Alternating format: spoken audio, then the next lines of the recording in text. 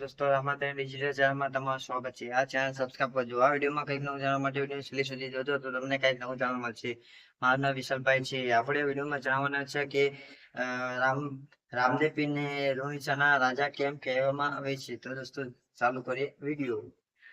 તો રામા પીરને બાબા રામદેવ પીરને ભક્તિ અને લોક પરંપરામાં લોણીચાના રાજા તરીકે ઓળખવામાં આવે છે. લોણીચા એટલે રાજસ્થાનનું આજનું રામદેવરા, જ્યાં બાબા રામદેવ પીરનું પ્રસિદ્ધ સમાધિ મંદિર આવેલું છે.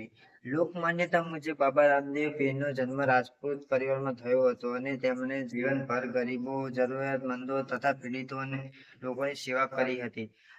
તેઓએ પાર્ટીના ભેદભાવથી ઉપર ઉઠીને સૌને સમાન માન્યા એવી અને માનવતાનો સંદેશ આપ્યો.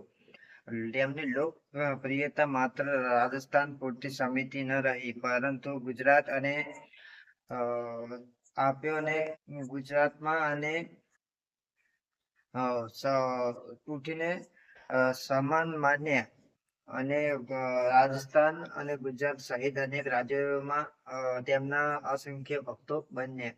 લોણીચાના રાજા શબ્દમાં રાજા હોવાનો અર્થ માત્ર રાજ્ય પર શાસન કરનાર એવા નથી, પણ ભક્તોની માન્યતા પ્રમાણે રામાપીર લોણીચાના લોક દેવતા અને રક્ષક છે.